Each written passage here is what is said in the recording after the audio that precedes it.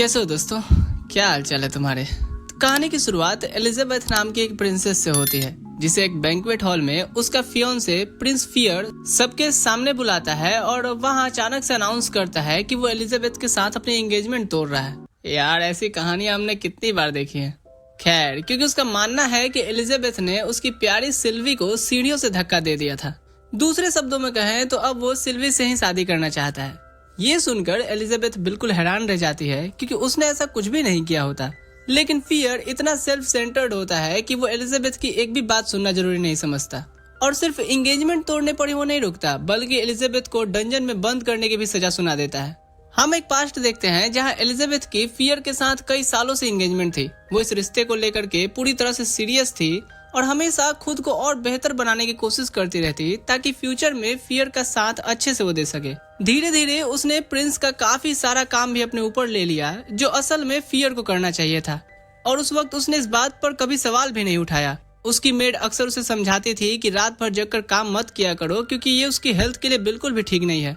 लेकिन एलिजाबेथ हर बार बस यही कहती कि ये सिर्फ आखिरी रिपोर्ट कंप्लीट करनी है, क्योंकि प्रिंस एक इम्पोर्टेंट मीटिंग में बिजी है। लेकिन असल में जिस मीटिंग की वो बात कर रही होती है वो कोई ऑफिशियल मीटिंग नहीं, बल्कि एक पार्टी होती है। मतलब सीधी सी बात ये थी कि प्रिंस ने अपना सारा काम एलिजाबेथ के सर पे डाल दिया था और खुद मजे करने चला गया था।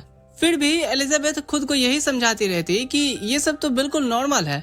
वो अपनी मेड से कहती है कि उसे इस बात से कोई प्रॉब्लम नहीं है, क्योंकि जब प्रिंस आसपास नहीं होता है तो वो अपना काम और भी जल्दी खत्म कर लेती है। और वैसे भी वो ये सब सिर्फ फियर के लिए नहीं कर रही होती, बल्कि इस किंगडम के लोगों के लिए कर रही है। वो नहीं चाहती थी कि प्रिंस की लापरवाही की वजह से प्रजा को किसी भी तरह की तकलीफ उठानी पड़े। सिर्फ प्रिंस के पॉलिटिकल काम ही नहीं, एलिजाबेथ फनल कॉर्पोरेशन नाम की एक कंपनी भी चलाती थी और उसका बिजनेस भी काफी अच्छा चल रहा था। इसी वजह से अब वो अपनी कंपनी को और एक्सपेंड करना चाहती थी, ताकि और ज्यादा लोगों को नौकरी मिल सके। वैसे भी उसने ये कंपनी शुरू ही इसलिए की थी ताकि सोसाइटी को कुछ वापस दे सके और गरीब लोगों की मदद के लिए अलग अलग चैरिटेबल काम कर सके। अपनी इन्हीं अच्छी डीड्स की वजह से एलिजाबेथ शहर के लोगों के बीच काफी फेमस हो चुकी थी। हर कोई बस एक बार उसे पर्सनली मिल करके उसका शुक्रिया अदा करना चाहता था। लेकिन एलिजाबेथ को अपनी तारीफ सुनना बिल्कुल पसंद नहीं था, इसलिए उसने कभी किसी को ये नहीं बताया कि फनल कॉर्पोरेशन के पीछे असल में वही है। इसी वजह से जब वो शहर में घूमती थी तो कोई भी उसे पहचान नहीं पाता। और एलिजाबेथ को इस बात से कोई दिक्कत भी नहीं थी, क्योंकि उसका मकसद तो सिर्फ लोगों को खुश देखना था, उनसे तारीफ या पहचान पाना नहीं। अगले दिन एलिजाबेथ एक बार फिर से पेपर वर्क के बड़े से ढेर में बिजी होती है। तभी प्रिंस फियर आराम से नींद से उठ करके उसके ऑफिस में आता है। बताता है कि गाइको ग्रुप, जिसने उसे कुछ दिन पहले पार्टी में इनवाइट किया था, वो अपना बिजनेस एक्सपेंड करने के लिए रॉयल ट्रेजरी का एक्सेस मांग रहे हैं। इसलिए वो चाहता है कि एलिजाबेथ उस रिपोर्ट का पेपर वर्क तैयार करके उसे अप्रूव कर दे। लेकिन एलिजाबेथ बिना एक पल सोचे सीधा मना कर देती है, क्योंकि उसने पहले ही गाइको कॉर्पोरेशन के बारे में इन्वेस्टिगेशन कर चुकी थी। तब उसे पता चला था कि ये कंपनी काफी टाइम से अपने अकाउंट्स में प्रॉफिट छुपा करके पैसा इधर उधर कर रही है। इसलिए अगर इन्हें रॉयल ट्रेजरी का एक्सेस मिल गया तो ये वहाँ भी वही सब शुरू कर देंगे। उसकी ये बात सुनते ही प्रिंस फियर तो इरिटेट हो जाता है, क्योंकि वो अपने नए दोस्तों के सामने इंप्रेशन जमाना चाहता है। और अगर एलिजाबेथ उसकी रिक्वेस्ट रिजेक्ट कर देगी तो उसके दोस्तों के सामने तो उसकी ऑरा माइनस हो जाएगी। इसलिए वो उसे अब कहता है कि बस उसकी बात मान ले, क्योंकि वो सिर्फ उसकी फियोंसे है। लेकिन एलिजाबेथ बिल्कुल भी पीछे नहीं हटती, क्योंकि उसे पता होता है कि वो रूल्स के साथ चल रही है और ऐसी रिक्वेस्ट को अप्रूव करना यानी पूरी रॉयल फैमिली की रेपुटेशन को नुकसान पहुंचाना। और अब इसी वजह से फियर चाह करके भी जितनी कोशिश कर ले, वो एलिजाबेथ का डिसीजन बिल्कुल नहीं बदल पाता। आखिर में गुस्से से भरा फियर वहां से चला जाता है और जैसे ही वो बाहर निकलता है, एलिजाबेथ प्रिंस के नाइट रॉबर्ट को बुलाती है और उससे रिक्वेस्ट करती है कि वो प्रिंस पर थोड़ी नजर रखे, ताकि कोई बुरे इरादा वाला इंसान अभी उसके इस फेस का फायदा न उठा सके। रॉबर्ट उसकी बात समझ जाता है और कहता है कि शायद प्रिंस सफर से वापस आने की वजह से थोड़ा थक गया है, इसलिए बिना सोचे समझे ऐसे डिसीजंस ले रहा है। एलिजाबेथ भी दिल से यही उम्मीद करती है कि बात सिर्फ इतनी ही हो, क्योंकि अगर गाइको जैसे करप्ट लोगों को रॉयल ट्रेजरी का डायरेक्ट एक्सेस मिल गया तो पूरे किंगडम की बर्बादी शुरू हो सकती है। और एलिजाबेथ किसी भी कीमत पर ऐसा होने नहीं देना चाहती, क्योंकि जब भी कोई किंगडम गिरता है तो सबसे ज्यादा तकलीफ हमेशा आम लोगों को ही उठानी पड़ती है। कुछ देर बाद एलिजाबेथ घर जाने की तैयारी करने लगती है। आज का सारा काम खत्म हो चुका था और काफी दिनों बाद उसे थोड़ा ब्रेक मिलने वाला होता है। इसलिए वो मिकेल से कहती है कि कैरेज तैयार कर दे, क्योंकि वो अपनी छुट्टी का एक भी मिनट वेस्ट नहीं करना चाहती। लेकिन वो ऑफिस से निकल ही रही होती है कि तभी उसके फादर वहाँ आ जाते हैं। वो एलिजाबेथ को बताते हैं कि मॉन्स्टर्स की बढ़ती एक्टिविटी को लेकर के एक इमरजेंसी मीटिंग बुलाई गई है, जिसमें किंग को खुद जाना पड़ेगा। और क्योंकि एलिजाबेथ के फादर किंग के राइट हैंड हैं, इसलिए उन्हें भी साथ जाना होगा। जब एलिजाबेथ पूछती है कि ये मीटिंग कब है, तब उसके फादर बताते हैं कि अगले हफ्ते। ये सुनते ही वो परेशान हो जाती है, क्योंकि अगला हफ्ता तो किंगडम की एनिवर्सरी पार्टी के लिए रखा गया था। वो तुरंत कहती है कि फिर तो पार्टी कैंसिल करनी पड़ेगी, लेकिन उसके फादर मना कर देते हैं और समझाते हैं कि दूर दूर से आने वाले गेस्ट शायद अब तक तो सफर पर निकल भी चुके होंगे, इसलिए पार्टी को कैंसिल करना पॉसिबल नहीं है। पार्टी बिल्कुल प्लान के हिसाब से ही होगी। ये सुनकर एलिजाबेथ और भी ज्यादा हैरान हो जाती है और सोचती है कि जब किंग और चांसलर दोनों ही किंगडम में नहीं होंगे तो इतनी बड़ी पार्टी का अरेंजमेंट कैसे होगा। तब उसके फादर बताते हैं कि किंग ने पार्टी से जुड़ी हर जिम्मेदारी खुद एलिजाबेथ को सौंप दी है। ये सुनते ही वो एकदम से शॉक्ड हो जाती है और पहले तो इस जिम्मेदारी को मना करने की कोशिश करती है, लेकिन उसके फादर मुस्कुराकर कहते हैं कि किंग को पूरा भरोसा है कि अगर ये जिम्मेदारी एलिजाबेथ के हाथ में होगी तो सब कुछ बिना किसी प्रॉब्लम के परफेक्टली हो जाएगा। उसके फादर ये भी मानते हैं कि पूरे किंगडम में उससे ज्यादा भरोसा और वो किसी पर नहीं करते, इसलिए वो एलिजाबेथ से रिक्वेस्ट करते हैं कि ये जिम्मेदारी वो ही संभाले। अपने फादर की ये बात सुनने के बाद एलिजाबेथ के पास अब मना करने का कोई रीजन नहीं बचता। हालांकि उसे इस बात का थोड़ा बुरा तो जरूर लगता है कि उसका इकलौता डे ऑफ भी कैंसिल हो गया, लेकिन उसके पास इस बारे में सोचने का भी बिल्कुल टाइम नहीं होता। अगर एनिवर्सरी पार्टी को सक्सेसफुल बनाना है तो उसके सामने अभी बहुत सारा काम पड़ा हुआ है। जब एलिजाबेथ पार्टी की प्लानिंग के बारे में सोच ही रही होती है, तभी मिकेल खिड़की के बाहर देखती है और नोटिस करती है कि प्रिंस फियर सबके सामने खुलेआम सिल्विया के साथ फ्लर्ट कर रहा है। ये देखकर मिकेल को बहुत गुस्सा आता है, क्योंकि प्रिंस बिना किसी शर्म के एलिजाबेथ को चीट कर रहा होता है। लेकिन एलिजाबेथ को इस बात से ज्यादा फर्क नहीं पड़ता, क्योंकि उसके हिसाब से किसी प्रिंस का एक से ज्यादा अफेयर होना कोई अनयूजुअल बात नहीं है, और वैसे भी उसके दिल में सिल्विया को लेकर के कोई नफरत नहीं होती।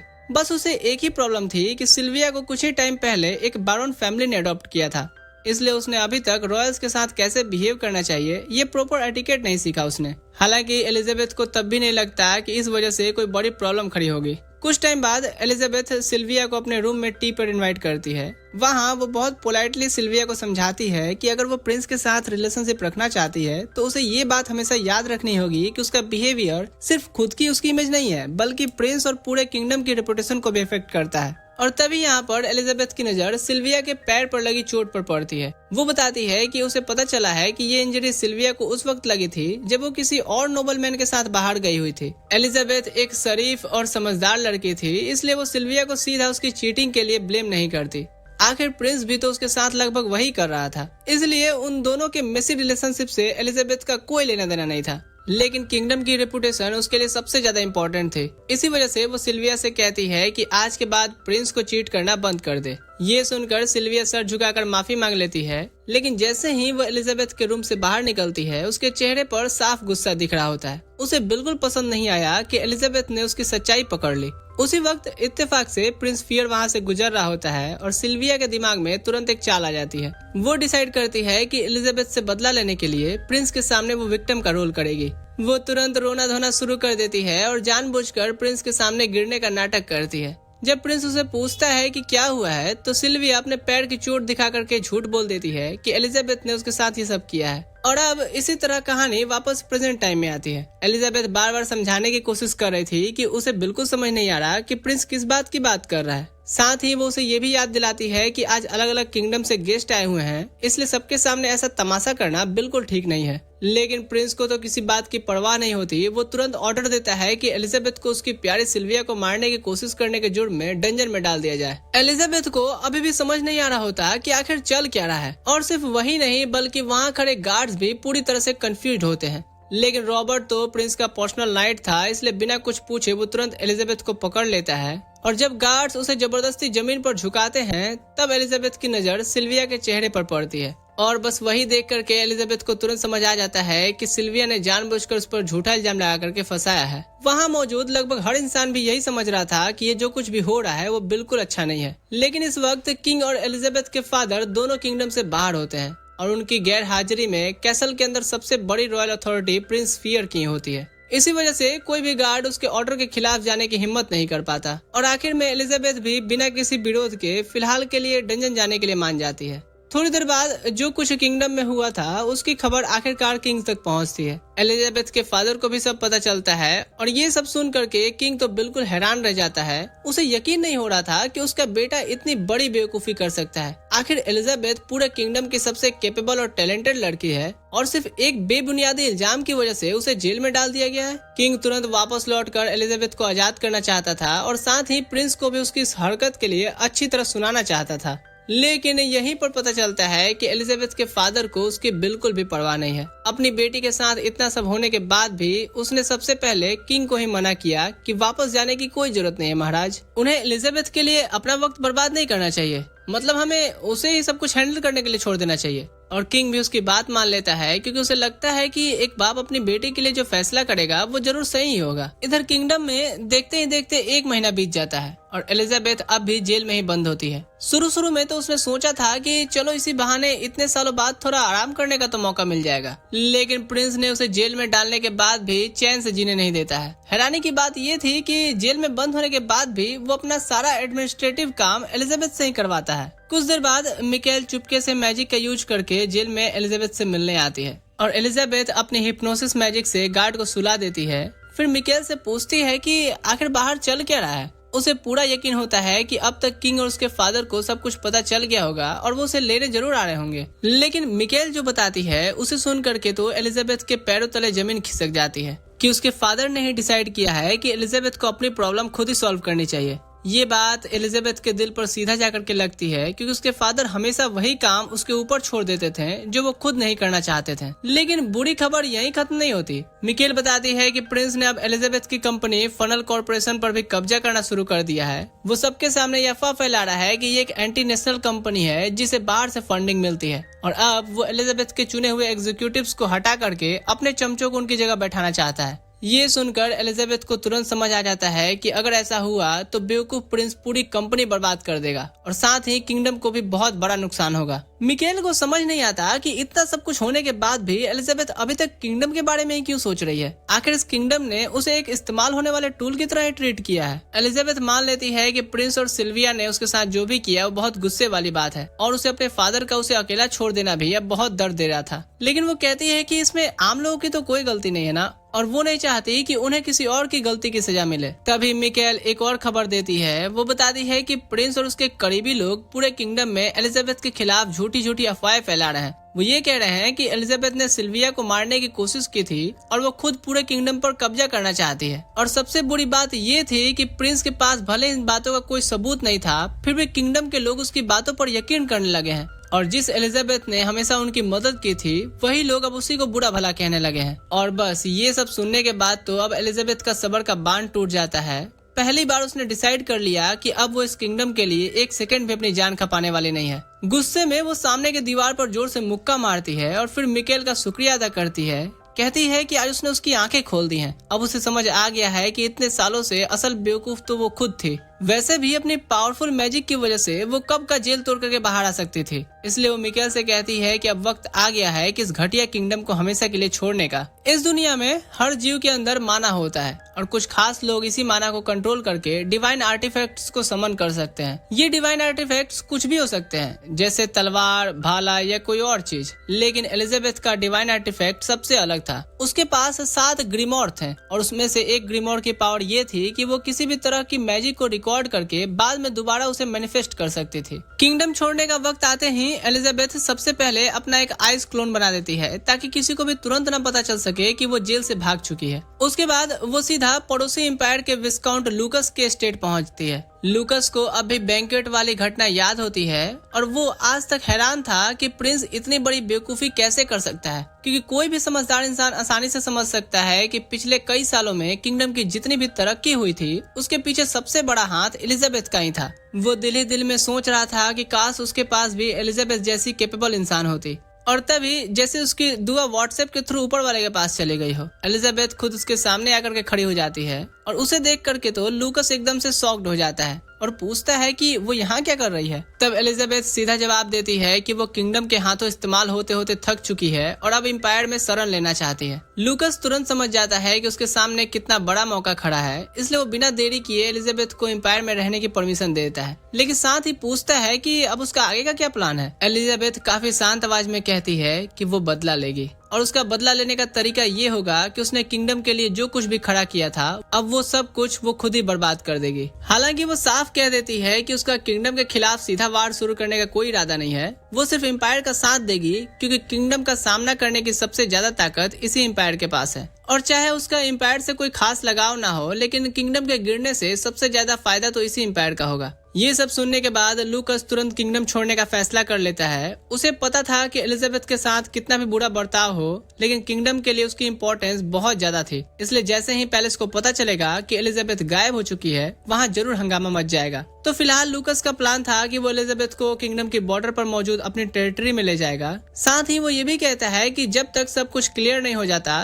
तब तक सिक्योरिटी के लिए एलिजाबेथ को उसकी देखरेख में ही रहना होगा, क्योंकि आखिर ऑफिशियली वो भी तो किंगडम की नागरिक थे और एलिजाबेथ को भी ये बात बिल्कुल ठीक लगती है। और जब दोनों आखिरकार लूकस की टेरिटरी में पहुंचते हैं तब एलिजाबेथ नोटिस करती है कि वहाँ के लोग लूकस को सच में बहुत पसंद करते हैं। एलिजाबेथ तो ये देख करके खुश हो जाती है कि लूकस की टेरिटरी के लोग उसे दिल से पसंद करते हैं। उसके लिए ये एक बहुत अच्छी बात थी, क्योंकि इसका मतलब था कि लूकस सच में अपनी प्रजा की फिक्र करता है। लूकस भी प्राउडली कहता है कि उसे लगता है कि वो अपनी टेरिटरी को काफी अच्छे तरीके से संभाल रहा है। थोड़ी देर बाद दोनों लूकस के मेंशन पहुंच जाते हैं। वहाँ एलिजाबेथ उससे कहती है कि उसकी एक रिक्वेस्ट है। वो लूकस से परमिशन मांगती है कि वो उसकी टेरिटरी में अपना बिजनेस शुरू करना चाहती है, क्योंकि अब उसे यहीं रह करके पैसे कमाने का कोई रास्ता ढूंढना होगा। लूकस को इस बात से कोई प्रॉब्लम नहीं होती, लेकिन तब एलिजाबेथ उससे एक और रिक्वेस्ट करती है। वो कहती है कि बिजनेस शुरू करने के लिए उसे 100 गोल्ड कॉइन का लोन चाहिए, क्योंकि किंगडम छोड़ते वक्त उसका सारा पैसा जब्त कर लिया गया था और इस वक्त उसके पास एक भी फूटी कौड़ी नहीं है। ये सुनते ही लूकस थोड़ा सोच में पड़ जाता है, क्योंकि आखिर 100 गोल्ड कॉइन्स कोई छोटी रकम नहीं थी। लेकिन एलिजाबेथ उसे यकीन दिलाती है कि वो एक एक सिक्का वापस करेगी। अपनी बात का सबूत देने के लिए वो एक मैजिक कॉन्ट्रैक्ट निकालती है। ये एक ऐसा कॉन्ट्रैक्ट होता है जिसे साइन करने के बाद उसकी हर कंडीशन को पूरा करना ही पड़ता है, चाहे कोई चाहे या ना चाहे। उस कॉन्ट्रैक्ट में लिखा था कि 1 साल के अंदर एलिजाबेथ लूकस के पैसे का डबल वापस करेगी और अगर वो ऐसा नहीं कर पाई तो अपने आप को स्लेव के रूप में बेचने की इजाजत देगी, ताकि सारा पैसा वसूल हो सके। ये कंडीशंस देख करके लूकस बिल्कुल शॉक्ड हो जाता है। उसे लगता है कि शायद एलिजाबेथ का दिमाग खराब हो गया है। आखिर कोई अपने लिए ही इतनी खतरनाक शर्तें कैसे रख सकता है। लेकिन एलिजाबेथ बिल्कुल शांत रहती है। वो कहती है कि उसे इस बात की बिल्कुल चिंता नहीं है, क्योंकि उसे पूरा भरोसा है कि वो लोन वक्त पर चुका देगी। एलिजाबेथ का इतना कॉन्फिडेंस देख करके लूकस आखिरकार मान जाता है और उसे 100 गोल्ड कॉइन्स उधार दे देता है। पैसे मिलते ही एलिजाबेथ सबसे पहले सिर्फ 1 गोल्ड कॉइन में एक पुरानी और पूरी तरह से टूट चुकी हुई बिल्डिंग खरीद लेती है, ये कहते हुए कि आज से यही उनके बिजनेस का बेस बनेगा। ये देखकर मिकेल थोड़ी कंफ्यूज हो जाती है। वो सोचती है कि इतनी खराब और टूटी हुई जगह खरीदने की क्या जरूरत थी। एलिजाबेथ भी मान लेती है कि इस बिल्डिंग को ठीक करने में काफी मेहनत लगेगी,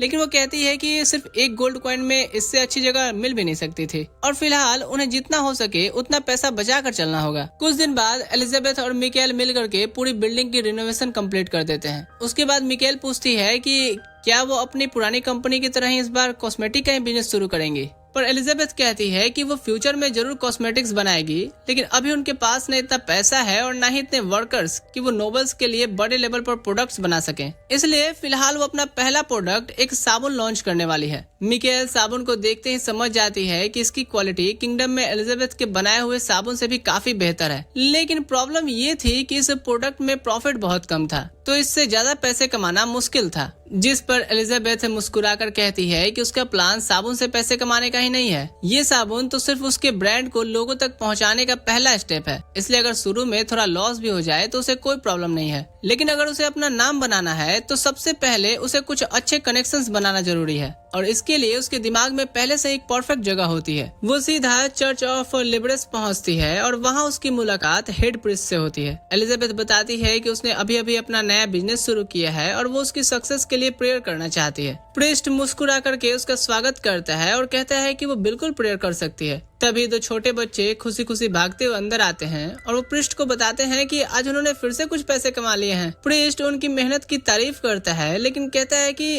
इस वक्त वो किसी से बात कर रहा है, इसलिए वो बाद में आए। और दोनों बच्चे खुशी खुशी वापस भाग जाते हैं और खेलने लगते हैं। उनके जाने के बाद पृष्ठ एलिजाबेथ को बताता है कि बगल में जो अनाथ आश्रम है वो उसी को चलाता है और ये दोनों बच्चे भी वहीं रहते हैं। एलिजाबेथ कहती है कि बच्चों को देख कर तो लगता है कि पृष्ठ उनकी बहुत अच्छी से देखभाल करता है, जिस पर वो हल्का सा मुस्कुराकर कहता है कि वो अपनी पूरी कोशिश करता है, लेकिन अनाथ आश्रम चलाना बहुत महंगा पड़ता है और अब उसके लिए सब कुछ संभालना मुश्किल होता जा रहा है। वो बताता है कि उसने कभी नहीं चाहा था कि बच्चे इस परेशानी में पड़े, लेकिन जब उन्हें पता चला कि अनाथ आश्रम के पास पैसे की कमी है तो वो खुद ही शहर में घास और झाड़ियाँ साफ करके थोड़े बहुत पैसे कमाने लगे हैं ताकि अनाथ आश्रम की हेल्प कर सके। ये बात बताते हुए वो उदास हो जाता है क्योंकि उसे लगता है कि वो बच्चों की जिम्मेदारियों में फेल हो गया है, क्योंकि इतनी छोटी उम्र में उन्हें काम नहीं करना चाहिए था। लेकिन एलिजाबेथ उसे तसल्ली देती है, कहती है कि बच्चे उसकी बहुत इज्जत करते हैं और जो कुछ भी वो उनके लिए करता है वो उसका दिल से कदर करते हैं। फिर एलिजाबेथ कहती है कि वो अनाथ आश्रम के लिए एक छोटा सा डोनेशन देना चाहती है। जब वो पृष्ठ को 5 गोल्ड कॉइन्स देती है तो वो तुरंत मना कर देता है, कह करके कि वो इतने सारे पैसे एक्सेप्ट नहीं कर सकता। लेकिन एलिजाबेथ जोर दे करके कहती है कि उसके लिए कोई प्रॉब्लम नहीं है,